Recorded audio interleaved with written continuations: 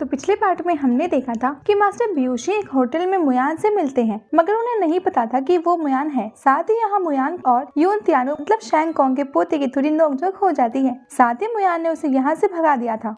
अब इस पार्ट की स्टार्टिंग में पिछले पार्ट के आगे से होती है। मुयान मास्टर ब्यूशी के पास से निकल रहा था। अब मास्टर ब्यूशी उसे मुड़कर देखते हैं मगर उसे रोकते नहीं है। इसके बाद अब मुयान कहता है कि वो लड़का शैंग कॉन्ग का पोता था, फिर भी यहाँ के नेशनल मास्टर ने ही उसका इतना मजाक बना दिया। मुझे तो समझ नहीं आ रहा कि ना जाने यहाँ के लोग में इतनी हिम्मत आती कैसे है। लेकिन अब इस पर लिंग यू हंसते हुए कहता है कि ये सब छोड़ो, अभी मेन बात तो ये है कि जब ये बात खुद शैंग कॉन्ग को पता चलेगी तब उसकी शक्ल देखने में कैसी होगी। अब ये सोचकर ही मास्टर यू बहुत ज्यादा तेज हंसने लगते हैं। फिर अब मुयांग कहता है कि अगर ऐसा होता है तो शायद शैंग कॉन्ग बदले के लिए अपनी आर्मी लेकर डोंगवांग आएंगे। लेकिन हाँ, भले ही डोंगवांग कॉन्टिनेंट जोंगजुआ कॉन्टिनेंट के बराबर ताकतवर नहीं है, साथ ही उतना वेल डेवलप्ड भी नहीं है, लेकिन फिर भी डोंगवांग कॉन्टिनेंट की आर्मी का हर व्यक्ति बहुत अच्छी तरह ट्रेंड है। साथ ही यहाँ के हर व्यक्ति को मार्शल आर्ट आती है, इसलिए हर व्यक्ति एक सोल्जर की तरह है और वक्त आने पर वो अपने देश के लिए जरूर लड़ेंगे। और वैसे भी इस चीज का पता तो हमें यहाँ के नेशनल टीचर को ही देख के पता चल गया, जो बिना डेयर यून फैमिली के खास मेंबर बल्कि खुद शैंग कॉन्ग के पोते यून तियानवे को बुली करके गया है। अब मास्टर ब्यूशी कहता है कि हाँ, तुम बिल्कुल सही कह रहे हो। साथ ही डोंगवांग समय के साथ बहुत स्पीड से प्रोग्रेस करते जा रहा है। अब इसके बाद वो खाना कंटिन्यू करते हैं और सीन चेंज हो जाता है। तो अब हम एक बिल्डिंग की छत पर आ चुके थे। यहाँ हम देखते हैं कि मुयान उस बिल्डिंग के छत पर लेटा हुआ है। साथ ही वो अभी आसमान की तरफ देख रहा था। दरअसल उसने अभी यहाँ पर किसी को मिलने के लिए बुलाया था और कुछ देर बाद वो व्यक्ति वहाँ पर आता है। अब हम देखते हैं कि ये आदमी और कोई नहीं बल्कि लिंग यू था, लेकिन वो यहाँ पर मुयान को देखकर शॉक में होता है। अब मुयान उससे कहता है कि आखिर तुम यहाँ आ ही गए, जिस पर लिंग यू कहता है कि हाँ, मैं आ गया, लेकिन कमाल है, हमें लगा कि तुम मारे जा चुके हो, लेकिन तुम तो मरे नहीं हो। जिसके बाद अब लिंग यू वहीं बैठकर मुयान को 2 साल में की गई प्रोग्रेस के बारे में बताता है। वो कहता है कि हम गॉड डिफाइनिंग पर्ल्स को 4th लेवल पर पहुंचा चुके हैं, साथ ही कुछ कल्टीवेशन के बाद वो 5th लेवल पर भी पहुंच जाएगी। अब ये सुनकर मुयान बहुत ज्यादा शॉक हो जाता है। साथ ही वो शॉक से उठ बैठता है और इसके बाद वो अपने मन में सोचता है कि अगर God defining pearls technique 5th level तक पहुंच गई तो इसका मतलब है कि हम फेदर फेयरलैंड रिल्म तक पहुंच जाएंगे। साथ ही वो सोचता है कि आखिर इसके लिए कौन सुटेबल रहेगा। तभी सबसे पहले उसके मन में लिंग यू का ही नाम आता है। मगर तभी लिंग यू मुयान से पूछने लगता है कि आखिर तुमने मुझे यहाँ पर क्यों बुलाया है। जिस पर मुयान उसे कहता है कि क्या मैं अपने दोस्तों से बिना किसी मतलब मिल भी नहीं सकता।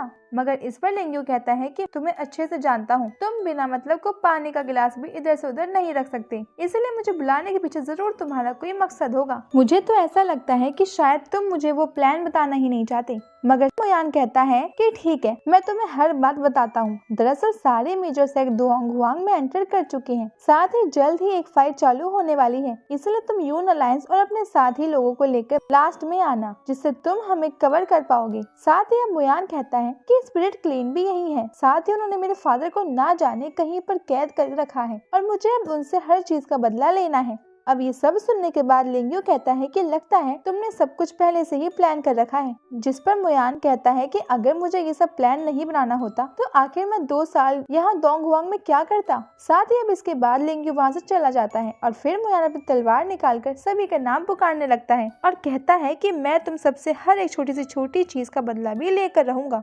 अब इसके बाद एक बार फिर सीन चेंज होता है और अगले सीन में हम देखते हैं कि सभी अलग अलग सेक्ट के लोग अब ड्रैगन विंग्स के गेट को ढूंढने के लिए निकल पड़े थे। साथ ही अब हम बाहर देखते हैं कि किंग और उनकी आर्मी मुयान के साथ खड़ी हुई थी। यहाँ पर किंग मुयान से पूछ रहे थे कि क्या हमें यही इंतजार करना है, जिस पर मुयान कहता है कि हाँ, अभी हम अंदर एंटर नहीं करेंगे और मुझे भी अभी कुछ और देर तक यही इंतजार करना होगा। तो वहाँ हमें पता चलता है कि मुयान भी कुछ देर में अंदर जाने वाला है। तो अब वो किंग से कहता है कि अगर किंग आपको मुझ पर भरोसा है तो आप यहाँ अंदर नहीं आएंगे, वरना ये हम सब के लिए बुरा साबित हो सकता है, क्योंकि अंदर का काम मुझे अकेले ही संभालना होगा। अब इसके बाद किंग मुयान से कहते हैं कि तुम भी जोंगजुआ कॉन्टिनेंट से हो, फिर भी आप वहाँ के लोगों से इतनी नफरत करते हो। वैसे आपने यून फैमिली के यून तियानवू का भी मजाक बनाया था, इसका बदला लेने के लिए भी कोई जरूर आ सकता है। लेकिन एक बात तो पक्की है कि किसी को भी हमारे मास्टर पर हमला नहीं करने देंगे, और अगर कोई भी हमला कर भी लेता है तो उससे पहले हमसे लड़ना होगा। इसके बाद मुयान उन्हें थैंक यू कहता है। साथ ही वो कहता है कि अगर आप मेरी मदद करना चाहते हैं तो आप यहीं खड़े रहिएगा, मैं अंदर सारा काम खुद ही संभाल लूंगा, मगर फिर भी अगर कोई मुझसे बचकर बाहर भागने की कोशिश करता है तो आप यहाँ पर उसे संभाल सकते हो। साथ ही अब इसके बाद मुयान उन्हें असलियत बताना चालू करता है। अब वो तुरंत अपना मास्क उतारता है और कहता है कि मेरा नाम मुयान है।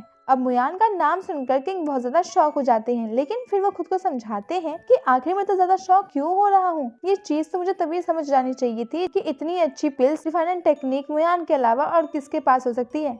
तो अब इसके बाद एक बार फिर से चेंज हो जाता है। तो अब हम आ चुके थे किंग फेंग की तरफ, जहाँ पर वो अपने बेटे और अपनी बाकी सोल्जर से कह रहा था कि अभी तक हम यहाँ पर कुछ भी ढूंढ नहीं पाए हैं। साथ ही वो इस बात से ज्यादा चिंता में था कि आखिर यहाँ पर बाकी मेजर सेक्ट के लोग किसी चीज को ढूंढने आए हैं। मगर इसी पर उसका बेटा उससे कहता है कि फादर, आप फालतू में चिंता कर रहे हो। मेरे हिसाब से तो तोंग हुआंग वालों ने इस जगह की झूठी तारीफ फैलाई है, जिससे लोग यहाँ पर आने को इतना इंटरेस्ट ले और उन्हें 1 बिलियन युआन मिल जाए। लेकिन इस पर किंग फेंग उसे खींच कर एक मारता है और कहता है कि तुम बिल्कुल पागल हो, स्पिरिट क्लेन इतनी खतरनाक छानबीन में लगे हुए हैं, साथ ही बाकी सेक्ट भी कुछ कम इंटरेस्ट नहीं दिखा रहे हैं। और ये चीज देखकर कोई भी समझदार व्यक्ति पता लगा सकता है कि यहाँ पर जरूर ही कोई ना कोई लीजेंडरी चीज छुपी हुई है। अब इसके बाद वो सभी को आगे बढ़ने को कहता है और खुद भी आगे बढ़ जाता है। मगर अब इतने जोर से चाटा खाने के बाद किंग फेंग के बेटे को बहुत ज्यादा गुस्सा आ रहा था। तभी वो देखता है कि उसका एक सोल्जर उस पर हंस रहा है, तो अब वो अपना गुस्सा उस सोल्जर पर उतार देता है। साथ ही इसके बाद हम फिर से आ जाते हैं हमारे हीरो मुयान के पास, जहाँ मुयान अभी इस जगह में एंटर करने वाला था। इसीलिए अब वो एक बार फिर किंग को समझाता है कि किसी भी कीमत पर आप अंदर नहीं आएंगे, क्योंकि अंदर बहुत सारे डेजर्ट बीस्ट हैं जो कि आपको चोट पहुंचा सकती हैं। साथ ही अगर आप अंदर आए और इतने में एक भी व्यक्ति यहाँ से बचकर निकल जाता है तो ये मेरे लिए बहुत प्रॉब्लम की बात हो सकती है। जिसके बाद किंग हाँ करते हैं और मुयान भी फिर अंदर चला जाता है। मगर अब ये पार्ट यहीं पे खत्म होता है। अगर आपको ये वीडियो अच्छा लगा हो तो प्लीज इसे लाइक कर देना और शेयर भी कर देना, और साथ ही अगर आप चैनल पर नए हो तो सब्सक्राइब भी कर लीजिएगा। अब मिलते हैं आपसे अगले वीडियो में, तब तक के लिए bye bye guys and take care.